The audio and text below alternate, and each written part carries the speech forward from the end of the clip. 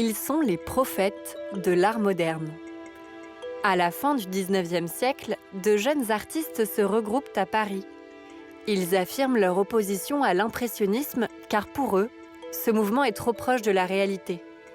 En quête de spiritualité et de renouveau artistique, ils se baptisent alors les Nabis.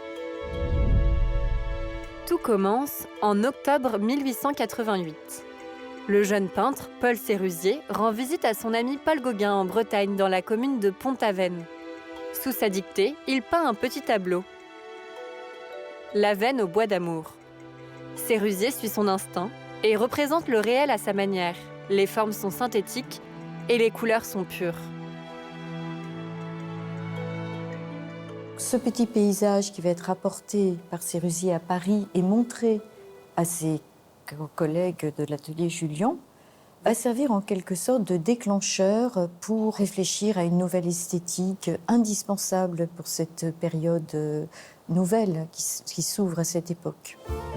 Les collègues de Paul Sérusier renomment alors l'Avenne au bois d'amour le talisman.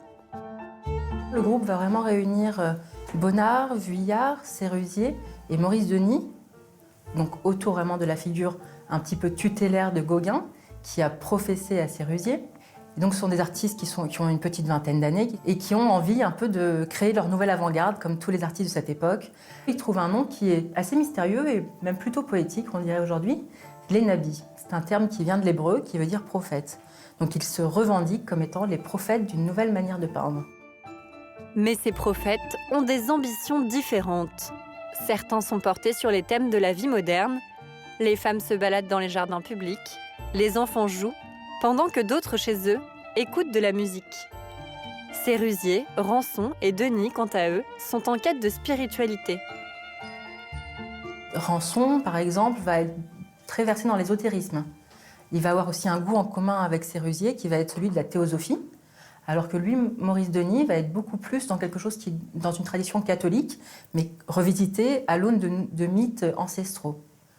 Mais ce qui réunit finalement tous ces artistes qui peuvent avoir des aspirations un peu différentes, c'est le fait de se manifester complètement dans la couleur, et en ce sens-là, ils reprennent totalement l'enseignement de Gauguin, et aussi de chercher des thèmes qui ne sont pas ceux du passé. Les Nabis vont découvrir les estampes japonaises à l'occasion de l'exposition qui a lieu en 1890 à l'École des Beaux-Arts, organisée par Siegfried Bing, qui va jouer également un rôle important dans le développement des arts décoratifs de la fin du XIXe siècle. Et les Nabis vont reprendre et réinterpréter les leçons des artistes japonais. Les Nabis admirent aussi l'art médiéval.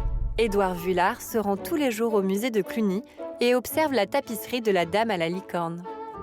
Ce qu'il aime, c'est cette interprétation distanciée du paysage, ces plans réduits à 2 dimensions, ces personnages qui sont introduits dans une nature un peu fantastique. Et il va à son tour transposer toutes ces images, toutes ces idées dans ses tableaux sur des sujets très modernes comme les jardins publics.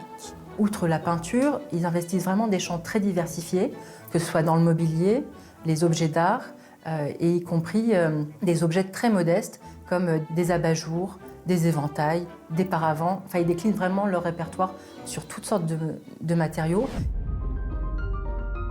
Mais vers 1900, les Nabis se dispersent. Pourtant, leur héritage révolutionnaire persiste. Les couleurs pures, le traitement en aplat et l'abandon de la perspective en feront des précurseurs de l'art moderne.